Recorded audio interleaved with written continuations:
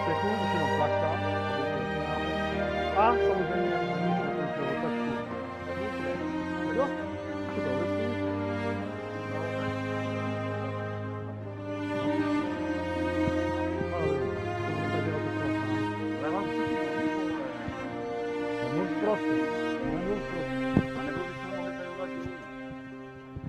Dobrý, tak jo, super. Ty ženo! Co, Hanes, myslíš, že to je finále? Dozadu se to nedá převrátit, dopředu taky ne. No, zkus stoupnout.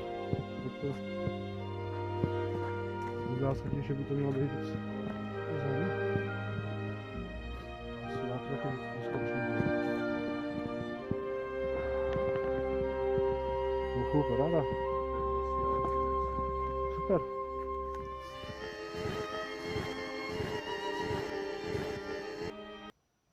Právě jsem na rozhledně, je večer, totální tma, žiješ jenom kachny, praskání větví, jsou tady bobři, divočina a člověk je totálně posranej.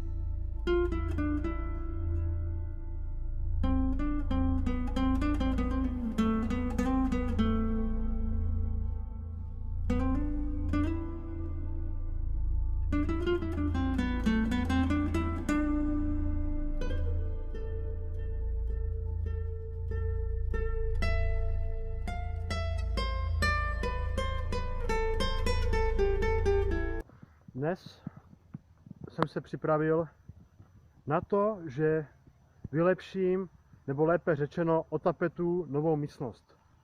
OK? Zde na bagru je nádherně. To nádherný výhled. Těch kachen a labutí. No těžko říct, kolik tady tak může být, ale typu tak labutí tak 50, kachen tak ty vole. No. 200? Tak je aspoň 500, jo, ale jako je to mazec. No.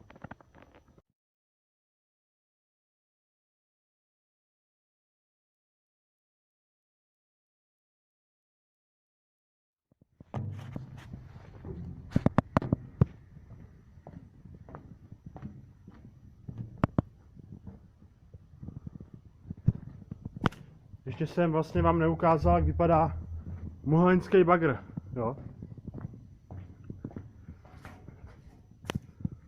V dalších videích vám ukážu, jak to všechno funguje, ten proces a tak. A dneska to berte jako chilling.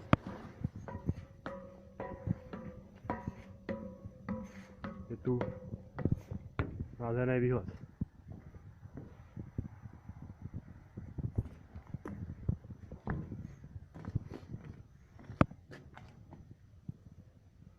Pěkný turbínky.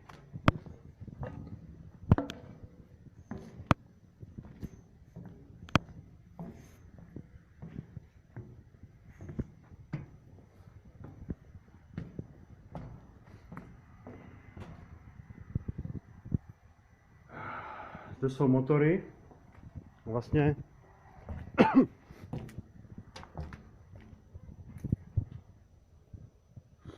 zde se těží.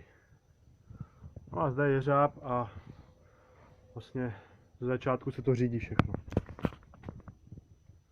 A odsaď se čerpá.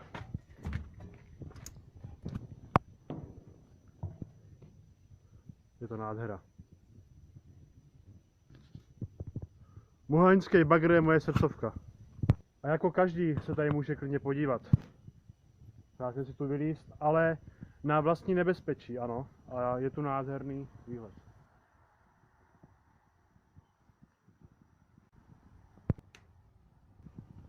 Je to prostě jeden velký krásný proces.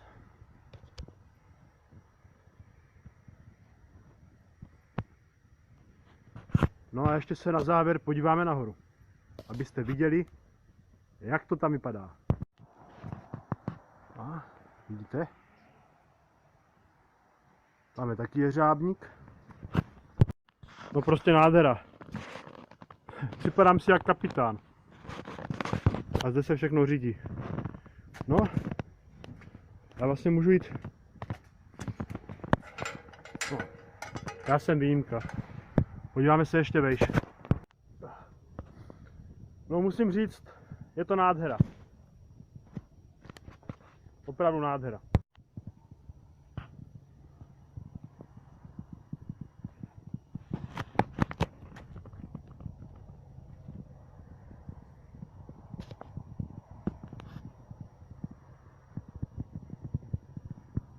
No a teďkom se přemístím na osobní klid a dokončím novou místnost.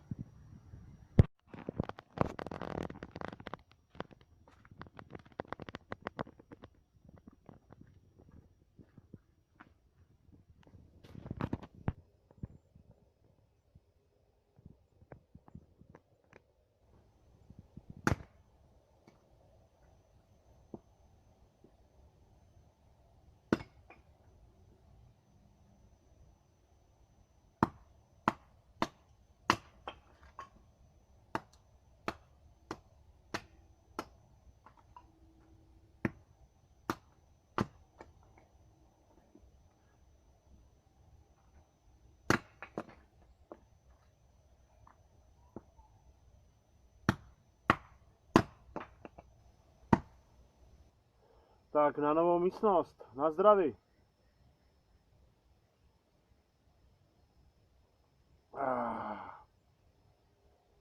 Wow.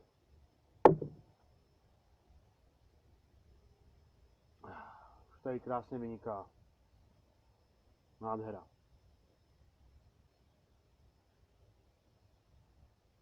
Vlastně tohle je 80. díl je poslední. Teďka o to tady začnu víc chillovat a užívat si krásnou přírodní atmosféru. Možná v létě natočím jeden dílos, ještě takový poslední, rekreačně, jak to tady vypadá a paráda. Můj bushcraft se povedl.